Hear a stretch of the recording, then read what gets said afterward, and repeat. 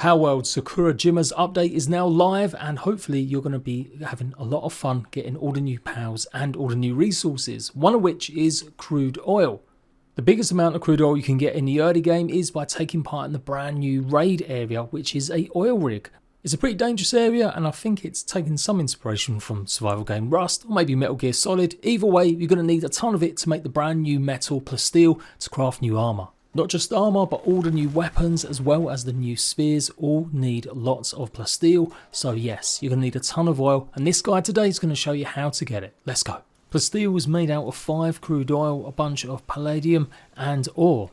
So with it, yes, you'll need it to craft the brand new Plasteel armour sets and a bunch of new guns like the flamethrower, Gatling gun and more.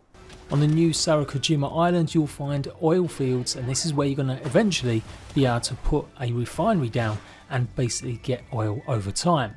But to do that, you're also going to need a ton of oil just to make that refinery. So it is a case of having to find enough canisters.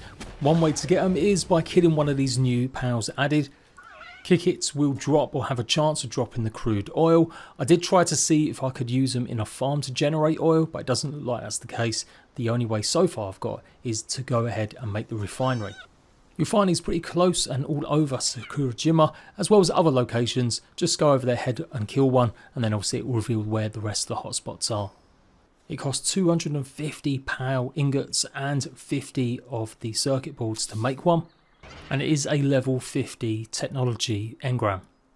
You will need a base to go and put one of these down, and simply put it on top of one of the oil deposits, build it up, and then you will need electricity to power it, as well as obviously a power to help too. There is a brand new battery that will also store power much more efficiently, so that's something I'll do in a more advanced video, but these are the basics. Set up another pylon if you really want, just to keep generating more quicker power, and eventually the crude oil refinery will start working. There's no power as far as I know that actually activates it or works with it. It's simply just making sure you've got electric powers for the electric generators. And you will need tons of this to craft the new materials. The Plasteel is pretty much almost in everything, so if you want any new weapons like the flamethrower, the Gatling gun and much more, you're going to need a lot of it. But the biggest way to get some is by heading over to the eastern side of the map and heading over to this location here. You might notice a strange circle if you haven't explored that part of the map that seems to reveal something, or just below it is where you'll find one of the oil rigs.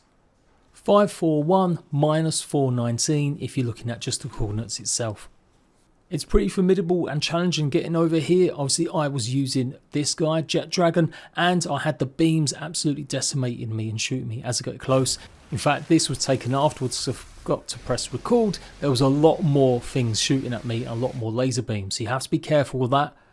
And they do basically regenerate only a few minutes after you leave, so you can keep coming here to farm hopefully more oil. Once on board the actual oil rig, and there are steps leading from the ocean if you do want to take a waterborne creature, that might be one way that the lasers might not shoot you, as they did seem to only shoot when I was on a flying PAL. Alongside them you'll have a ton of Gatling guns, and they all tend to do damage towards your PAL, not necessarily you as much.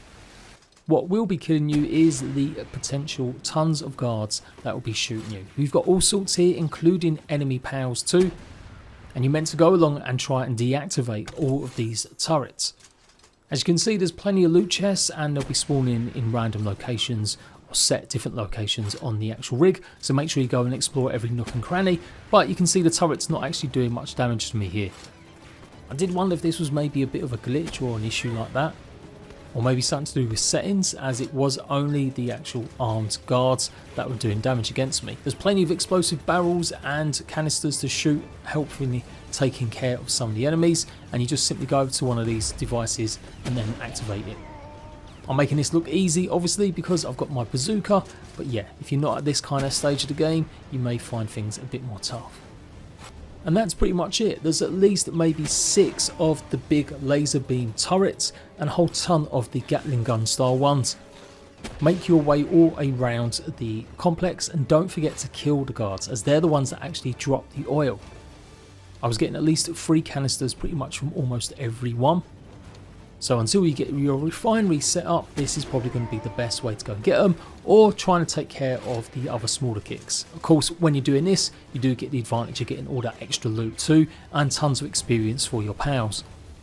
I was a bit disappointed it wasn't a little bit more complex. I figured there might be like a final boss to fight, maybe a mini puzzle game that you had to activate with some of these turrets, or something more a bit involved, but nope, just literally run around, deactivate them so they stop shooting you, and go and hopefully get all the loot from all the different enemies. You really will have to look far and wide for lots of the loot, as some is hidden inside some of the shipping containers and underneath the areas as well. It's worth checking out the stairways that lead down to the ocean. And as said, it does look like these will respawn relatively quick, or at least the lasers did.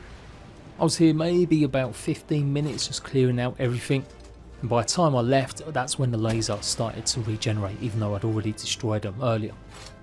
You've got bazooka guys, you've got flamethrower guys, and like I said, they've all got small little minions of pals running around, which are really mixed. As you saw, we saw a Lasersaurus, and we got some of these wicked ones too. And obviously make sure you got plenty of keys, as almost every type of chest was here on the oil rig. And that's pretty much all you need to know so far. If there's any other ways to generate or get crude oil, I'll let you guys know if I find any creatures that farm it. But I do think this is probably the only way for now. I'm going to check to see if there's any other oil rigs, but I do think this is the only one, as I did have a good scout around. But yeah, if you want all that new gear, then you're going to need a ton of plasteel, so get farming this oil rig until you get enough to make plenty of the actual refineries itself. Until next time, ratbags, do go and check out the rest of my PALWORLD guides. I've got loads and loads with all the new content, and I'll see you later.